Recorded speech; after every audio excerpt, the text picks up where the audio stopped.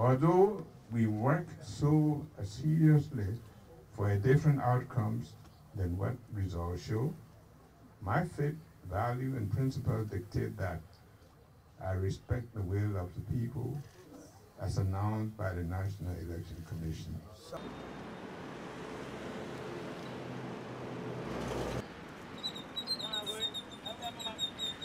What I expect when George Weah be inaugurated, I expect that our country, Liberia, will be the first African country of development. Will come first.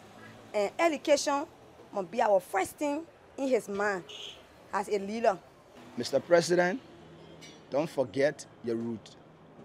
We are not behind you because you're handsome or because you are a star, because that's what some people say. Some of us are behind you because we know you walk in our shoe. Where we are, it is where you pass from.